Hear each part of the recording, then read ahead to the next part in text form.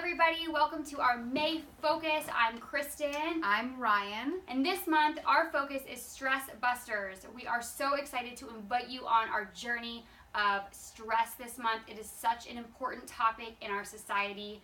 You guys, everybody deals with stress in their life. Everything is nonstop anymore. We have our phones in our hand all the time, and we never have any downtime or take time for ourselves, which is so important. So today we're going to go over 3 techniques that you can use if you're dealing with stress that is coming up in your life, and 5 techniques that you can use to prevent stress from building up.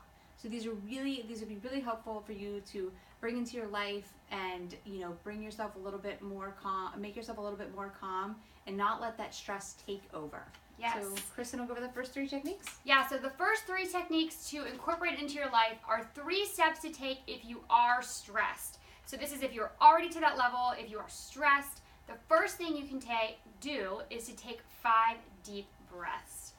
Deep breaths can do wonders for your body. It can really slow the nervous system down and get you to a point where you can think a little more clearly and get to a healthier state of mind. The next thing is you could take a walk or do some physical activity. Physical activity is so good for our well-being, and just exercising a couple times a week or when you are already stressed is so important and can really take those stress levels down. I think it also helps you to step away from the situation. So just going on a short walk will just remove you from directly what is going on and causing stress, and can sometimes just lighten your load a little. Just make you feel a little bit lighter, a little bit better, and then helps you go back into the situation with a clearer head. Yes, and just getting outside and being in the fresh air and taking a walk outside is always so refreshing and so calming as well. If you can go outside, I really feel like that's key to the key. physical activity, being in the fresh air. Yes. The third step you can take if you are stressed, if you're already to the level of stress, is to think of 3 things you are grateful for. Gratitude is a great way to bring your stress level down. Sometimes when you're already stressed, you can feel like a lot of things around you are overwhelmed. Yeah, so being grateful for 3 things can really bring it back home and make you realize that maybe it's not as bad as you feel like it is, and can make you focus on the positive things in your life. Because sometimes when what causing you stress is you're thinking about things you don't have or you're jealous of, or I know on Instagram we're always going through and everybody's showing their perfect lives, and it can bring you this sense of I don't have, and it gives you anxiety. So saying 3 things that you're grateful for that you already have turns that around and just makes everything more enjoyable. It just really brings the focus on how grateful you are of you're waking up, you're healthy, the day you have, just the little things that you can be grateful for make a huge difference in your life. So those are 3 steps to take once you are stressed. Now we're going to go over 5 preventative steps to do to prevent stress from building up in your life. All right, so my favorite one, you guys, is number 1. It is get sleep. It is so hard anymore. We just want to, do so many things at night. You need to be getting 7 to 8 hours of sleep at least. My favorite quote that we just put on the blog, you guys can see all this at sophieandtrey.com/blog. My favorite quote ever, I think, is sleep is the best meditation. And Dalai Lama said that, so it wasn't us. I would like to take credit for it, but that is a great quote. It is the time for your body to restore itself.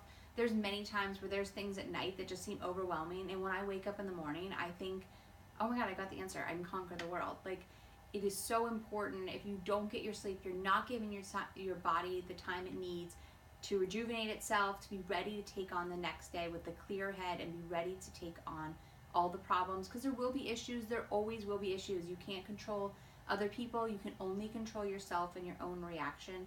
So it's really important to go into your day with a clear vision of it, just being really clear and ready to go for the day. Yes, and one of my favorite tools that I have for this is, I think Ryan started doing it as well, is the sleep timer on your phone. So if you have a smartphone, there is usually a sleep timer where you can set your goal of 7 to 8 hours. Yeah, I think it's maybe called the bedtime app, but it just sets a little alarm on your phone where it just gives you a little notification 15 minutes before your goal of when you should be going to sleep, so that you're reminded. And then it wakes you up at a nice time Because too. the best, like you actually, if you get yourself in a rhythm, so whatever time you wake up during the week, you should wake up on the weekend. If you give yourself that regular rhythm, your body knows what's going to happen. It's so much easier. It's life-changing. All right, so number 2, and we did talk about physical activity before, about dealing with stress. Well, working out 2 to 3 times a week can really prevent stress from taking over.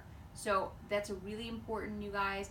Feeling, physically fit, getting that oxygen, everything you need, all that cardiovascular you get from working out. It's so important to keeping your body in the shape it needs to deal with like any issues that come up. So make sure you get out and work out 2 to 3 times a week. And again, I love being outside. I know a lot of times we go to the gym, but I think it's really important to do at least a couple times outside, and then maybe to the gym a couple other times. All right, so number 3, I love this one too, you guys. I like all these. Write down your goals. This is really important because it helps you focus on what is important to you. And you can, once you write it down, it's like in writing, you can revisit it. It doesn't get like foggy in your brain, like what did I say? You know what's important to you, and then that helps you let go of all the small things that are not important to you. And that can be a lot of stuff, you guys. If you really get down to it, a lot of the small stuff that brings stress into your life is not important, and writing down your goals will really help you separate those two so you know what is important and what is unimportant. And you can find the best way that this works for you. For me, I love doing it daily and weekly. So on Sundays, I spend a few minutes to organize my week and write down what's important for that week. And then daily, I'll write down my goals for that day and prioritize those as well. And then you can always do it in a big scheme as well. You can do 5-year plans, a year plan. So whatever that means to you, you just need to figure out what goals you want to set at that time. So I think this kind of, Kristen was getting into the next point, which is prioritizing your to-do list. So you have your goals, which makes sure that you know where your where your priorities are, and what's really important to you and your beliefs for your life. That's kind of your goals.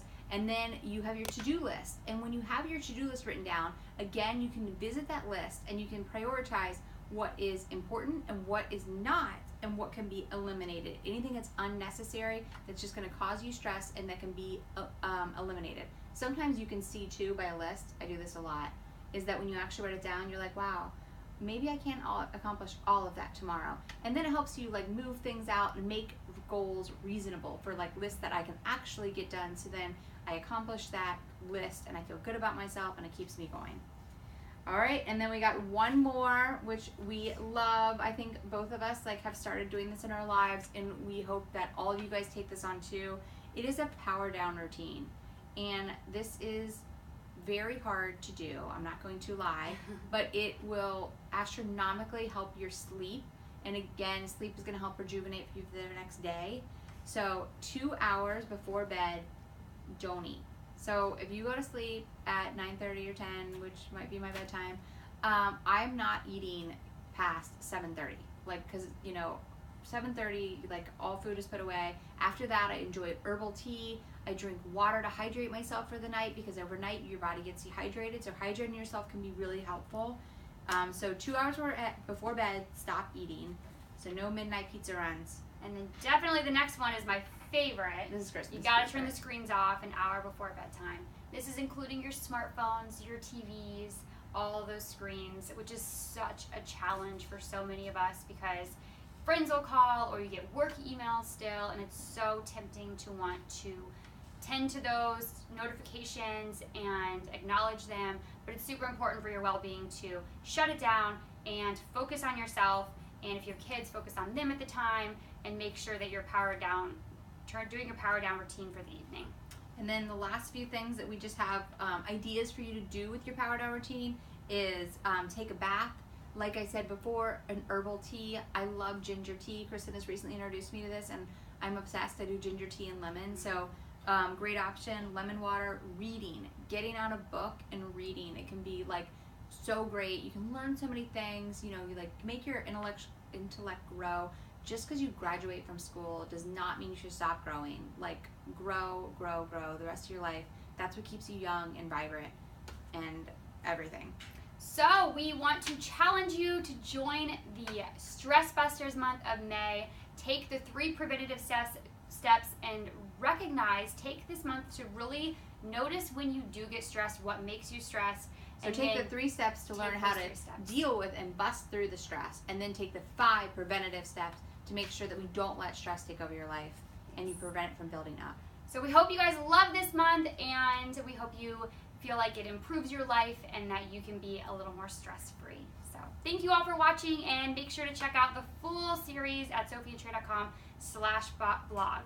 So all right, guys. Thank you guys. Bye. Thanks. Bye. Have a great day.